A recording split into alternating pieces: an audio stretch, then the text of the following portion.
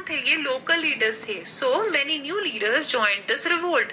अब उन अगर लीडर्स की बात करें तो सबसे पहले कौन थे? Birjis Qadr. He was son of Awadh king Wajid Ali Shah and Begum Hazrat Mahal. हमने पढ़ा था ना कि जो अवध था उसकी टेरिटरीज को ब्रिटिशर्स ने छीन लिया था. पहले तो उन्होंने 1801 में छीना था. क्या बेसिस बना के? कि सब्सिडरी अलायंस का एक रीजन देके, और बाद में उन्होंने कहा कि मिस गवर्नमेंट हो रहा है, और फिर पूरा अवध उन्होंने एक्वायर कर लिया था. तो बिरजस कादर जो थे उन्हें ये अपने साथ एक बहुत ज्यादा गलत, एक नाइंसाफी होते हुए लगा था, इसलिए उन्होंने भी इस रिवोल्ट में पार्टिसिपेट किया. उनके बाद रानी अवंतीबाई लोधी ऑफ रामगढ़ जो थी, इन्होंने क्या किया था? इन्होंने भी रिवोल्ट में हिस्सा लिया. उसके लिए उन्होंने करीब 4000 उनके पास सोल्जर्स थे, और इन सोल्जर्स के साथ उन्होंने युद्ध में पार्टिसिपेट किया था. एंड इनके अलावा बख्त खान जो कि एक सोल्जर थे, और ये कहाँ के रहने वाले थे? He was from Bareilly. इन्होंने भी अपना एक ग्रुप इकट्ठा किया और इन्होंने भी युद्ध छेड़ दिया ब्रिटिशर्स के against. Not only this, Kunwar Singh जिन्हें कि आप यहाँ इस इमेज में देख रहे हैं, कुंवर सिंह कहाँ के रहने वाले थे? He was from Bihar. तो इन्होंने भी इस तरह से एक पूरा ग्रुप इकट्ठा किया अपना और रिवोल्ट के लिए उतर पड़े. तो अब तक हमने ये समझ लिया कि जो ये मेजर रिवोल्ट शुरू हुआ था, ये म्यूटिनी से शुरू हुआ था. इसमें सबसे पहले तो कौन आए थे? सबसे पहले आए थे सिपॉयज. सिपॉयज को फिर किन्होंने ज्वाइन किया? किंग्स ने. और साथ ही उनको ज्वाइन किया किसने? लोकल लीडर्स ने. तो अब जब ये एक बहुत बड़ा युद्ध छिड़ गया तो उसकी वजह से क्या हुआ? ब्रिटिशर्स जो थे उन्हें बहुत ज्यादा दिक्कतें पेश आने लगी. किस तरह से? कि बहुत से जो उनके अक्वायर्ड टेरिटरीज थी उनपे इन रिबेल्स ने क्या कर लिया था? कब्जा कर लिया था. तो अब ब्रिटिशर्स ने सोचा कि वो एक स्ट्रॉन्ग फाइट लड़ेंगे. किनके अगेंस्ट? इन रिबेल्स के against. So the company fights back. अब कंपनी ने ये सोच लिया था कि अब वो एक मेजर तरीके से इनके ऊपर अटैक करेंगे, सो दैट इस रिबेल को क्या किया जा सके? पेसिफाई किया जा सके. उसके लिए उन्होंने क्या किया? The company brought reinforcement from Britain. अब कंपनी ने क्या किया? बहुत रीइंफोर्समेंट ब्रिटेन से मंगवाई, यानी बहुत सारे सिपाही, बहुत सारे हथियार जो थे उन्होंने ब्रिटेन से मंगवाए और इस युद्ध में उतर पड़े. नेक्स्ट उन्होंने क्या किया? Laws were pass to convict rebels easily, यानी ऐसे कानून बनाए गए कि जो भी रिबेल्स थे उनके ऊपर आसानी से केस चलाया जा सके और उन्हें सजा दी जा सके, चाहे तो उन्हें जेल में डाल दिया जाए या उन्हें फांसी की सजा दे दी जाए. And Delhi was recaptured by Britishers इन 1857. अब हुआ ये कि 1857 में ब्रिटिशर्स के हाथ ये कामयाबी लगी कि उन्होंने दिल्ली, जो कि रिवोल्ट के दौरान रिबेल्स ने कैप्चर कर ली थी, उसे वो दोबारा रिकैप्चर कर पाए, यानी हासिल कर पाए. और जब उन्होंने दिल्ली को रिकैप्चर कर लिया तो उसके बाद उन्होंने क्या स्टेप लिया? Well, the last Mughal ruler Bahadur Shah and his wife were sent to the prison of Rangoon where the king died in 1862. अब यहाँ आप जो ये इमेज देख रहे हैं इसमें आपको यही दिखाया गया कि जो बहादुर शाह जफर थे उन्हें क्या कर लिया गया? कैद कर लिया गया. ब्रिटिशर्स ने उन्हें और जो उनकी वाइफ थी, उनकी वाइफ का नाम था बेगम जीनत महल, इन्हें क्या किया? इन्हें रंगून में जेल में डाल दिया. और रंगून की ही जेल में क्या हुआ? इनकी 1862 में डेथ हो गई. तो जो हमारे लास्ट मुगल रूलर थे ना, बहादुर शाह जफर, फाइनली 1862 में इनकी डेथ हो गई एक जेल के अंदर. अब इसके बाद क्या हुआ? इसके बाद जिस तरह से कि जो हमारे बहादुर शाह जफर थे उनका जो फेट था वो क्या हुआ था? उनकी फाइनली डेथ हुई थी ना. इस तरह से जो हमारे अलग अलग लीडर्स थे इनके साथ भी कुछ इसी तरह का फेट हुआ. जैसे कि जो रानी लक्ष्मीबाई थी वॉज किल्ड इन 1858. जब उनके साथ युद्ध लड़ा जा रहा था तो युद्ध में, झांसी के युद्ध में 1858 में रानी लक्ष्मीबाई जो थी उनकी डेथ हो गई. एंड अगर हम तांतिया तोपे की बात करें तो तांतिया तोपे शुरू में तो एस्केप ऑफ हो गए थे. इन्होंने क्या किया? ये जंगल में जाके छुप गए और जंगल में इन्होंने क्या किया? वहां पे इन्होंने कुछ ट्राइब्स को इकट्ठा किया और इन ट्राइब्स के सहारे इन्होंने युद्ध छेड़ दिया था ब्रिटिशर्स के अगेंस्ट. लेकिन बाद में इन्हें कैप्चर कर लिया गया, इनके ऊपर एक केस चला और 1859 में क्या हुआ? इन्हें मार दिया गया. क्योंकि कंपनी ने क्या किया था, जो तांतिया तोपे थे उनके खिलाफ केस बना दिया था और फाइनली उनको 1859 में क्या किया गया, उन्हें मार दिया गया। इसी तरह से जो और भी किंग्स थे या छोटे मोटे लीडर्स थे जिन्होंने रिवोल्ट में पार्टिसिपेट किया था, उनके खिलाफ ब्रिटिशर्स ने क्या किया, ब्रिटिशर्स ने उनके ऊपर केस चलाए एंड बाद में ज्यादातर जो लोग थे उनको डेथ सेंटेंस ही मिला। तो अब हमें ये पता चल चुका है कि एक युद्ध जो शुरू हुआ था, बाद में उसके जो लीडर्स थे उनके साथ क्या क्या मुश्किलें पेश आई। इसके बाद क्या हुआ, इसके बाद ब्रिटिशर्स जो थे फाइनली ब्रिटिश टुक कंट्रोल ओवर लॉस्ट प्लेसेस, यानी वो सारे टेरिटरीज जो कभी ब्रिटिशर्स के हाथों से छीन ली थी इस रिवोल्ट ने, तो अब वापस से उन्होंने उनके ऊपर कंट्रोल हासिल कर लिया।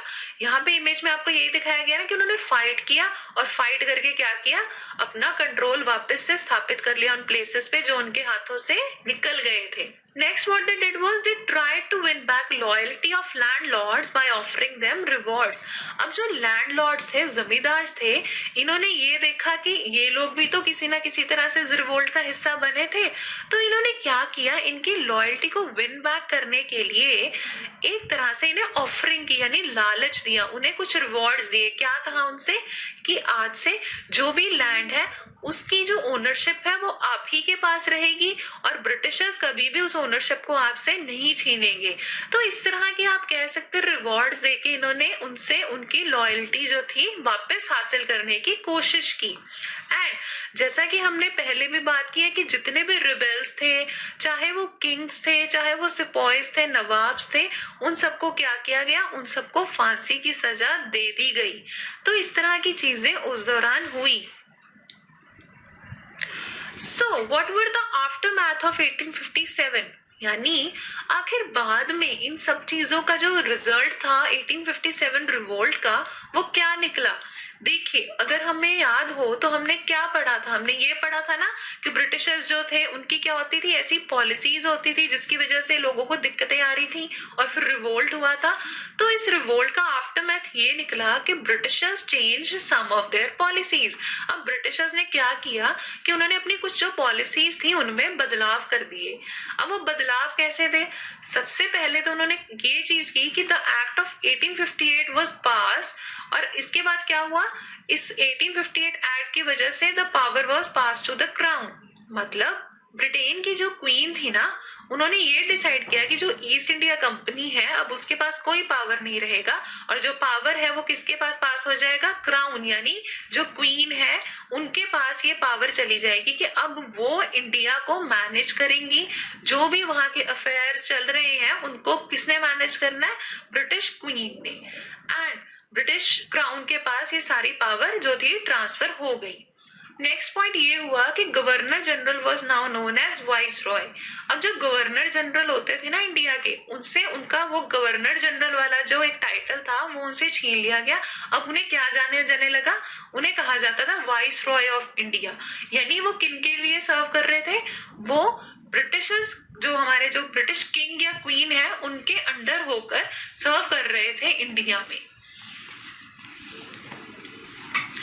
So the kings were allowed to rule but under supremacy of Queen of Britain, यानी जो इंडियन किंग्स थे अब उनसे उनकी टेरिटरी कोई भी नहीं छीन रहा था, लेकिन उनके ऊपर एक कंडीशन लगा दी गई। वो कंडीशन ये थी कि जो ब्रिटिश क्वीन थी ना, अब उन्हें एक सुप्रीमेसी का दर्जा दे दिया गया और जो यहाँ पे इंडियन किंग्स थे वो किन के अंडर रूल कर रहे थे, क्वीन ऑफ ब्रिटेन के अंडर रूल कर रहे थे। एंड नेक्स्ट क्या चीज हुई, जो एक मेजर चीज हुई वो ये थी कि ratio of British soldiers increase in the British army. अब देखिए, अगर आपको याद हो, हमने अपने प्रीवियस चैप्टर्स में ये पढ़ा था ना कि जो इंडियन सोल्जर्स थे वो ब्रिटिश आर्मी के लिए सर्व कर रहे थे, लेकिन क्योंकि उनके रिलीजियस सेंटिमेंट्स हर्ट हो रहे थे और उन्हें बहुत लो सैलरीज मिल रही थी और भी सारी परेशानियां थी, इस वजह से उन्होंने क्या कर दिया था, रिबेल कर दिया था। तो अब ब्रिटिशर्स को ये लगा कि ब्रिटिश आर्मी में जो इंडियन सोल्जर्स हैं इनकी रेशो को कर दो थोड़ा कम और क्या करो, ब्रिटिशर्स जो हैं इन्हीं को लेके आओ अपनी आर्मी में और इनकी रेशो को बढ़ा दिया जाना चाहिए, सो दैट अगर ब्रिटिशर्स ही ज्यादा सर्व कर रहे होंगे ब्रिटिश आर्मी के लिए तो उनके ज्यादा कोई इश्यूज भी नहीं होंगे और वो रिबेल भी नहीं करेंगे। नेक्स्ट क्या स्टेप लिया गया, 6 गुरखास and Pathans were preferred for the army, यानी सिख, गुरखास और जो पठान्स थे इन्हें ज्यादा प्रेफरेंस मिली ब्रिटिश आर्मी में काम करवाने के लिए। ऐसा क्यों हुआ? वेल, ऐसा इसलिए हुआ क्योंकि जो ब्रिटिशर्स थे उन्हें लगता था कि ऐसे सोल्जर जो किन जगहों से बिलोंग करते थे, बिहार से, अवध से या सेंट्रल इंडिया से, अब इन लोगों को कम से कम रिक्रूट करना चाहिए क्योंकि उनका मानना था कि यही वो लोग थे जिन्होंने इस मेजर जो म्यूटिनी हुई थी उसको शुरू किया था। तो उन्होंने क्या डिसाइड किया कि अब इन प्लेसेस पर से हम नहीं लेंगे किसी भी सिपाही को और ज्यादा से ज्यादा उन्होंने 6 गुरखास और पठान्स को आर्मी में रखना प्रेफर किया और शुरू कर दिया। एंड नॉट ओनली दिस, एक चीज और हुई कि land of Muslims was taken away, यानी जितने भी मुस्लिम्स थे उनसे उनकी जमीनें छीन ली गई और उनके ऊपर बहुत सारे और भी रिस्ट्रिक्शंस लगा दिए गए क्योंकि जो ब्रिटिशर्स थे ना ये बहुत सस्पिशियस हो चुके थे। इन्हें लगता था कि मुस्लिम्स ही थे मेजर तौर पे जो कि इस रिबेलियन के लिए उनको लगता था जिम्मेदार थे। तो एक तरह से उन्होंने उनके ऊपर बहुत से रिस्ट्रिक्शंस लगाए, उनकी लैंड भी छीन ली ताकि दोबारा उनके पास कभी भी इतनी इनफ पावर हो ही ना कि वो इस तरह के रिवोल्ट के बारे में सोच पाए। नॉट ओनली दिस, उन्होंने क्या शुरू किया, Britishers started respecting Indian culture. अब उन्होंने जो इंडिया का कल्चर था उसको रिस्पेक्ट करना शुरू कर दिया। हमारी जो प्रथाएं थी, हमारी जो सोच थी, इसके ऊपर वो बहुत ज्यादा अपनी सोच को हावी नहीं करते थे। मतलब हमारे जितने भी कल्चरल जो हमारे फेस्टिवल्स थे, फेयर्स थे, अब इनको अप्रूवल मिलने लग गया ब्रिटिशर्स की तरफ से। अब ये भी उनकी रिस्पेक्ट करने लग गए। And zamindars were given right over there land, जैसा कि हमने पहले भी बात की, जो जमींदार थे उन्हें क्या कहा गया कि आपकी जो लैंड है उसके ऊपर आप ही का राइट रहेगा, आप ही की ओनरशिप रहेगी। और उनसे क्या कहा गया कि अब हम कोई ऐसी पॉलिसी नहीं बनाएंगे जिससे कि आपका जो लैंड है वो आपसे छीन लिया जाए। और इंडियंस को ये भी कहा गया कि आज से हम आपके कल्चरल अफेयर्स में ज्यादा दखलंदाजी नहीं करेंगे। तो इस वजह से क्या हुआ, a new phase of history was started, मतलब एक ऐसा फेज शुरू हुआ हिस्ट्री का जिसमें ब्रिटिशर्स ने कोशिश की कि वो इंडियंस को इक्वली ना सही मगर थोड़ा सा एक तरह से उनको रिस्पेक्ट देने लगे। उनका जो ट्रीटमेंट था इंडियंस की तरफ, इंडियन कल्चर की तरफ, वो थोड़ा सा बेटर होने लगा।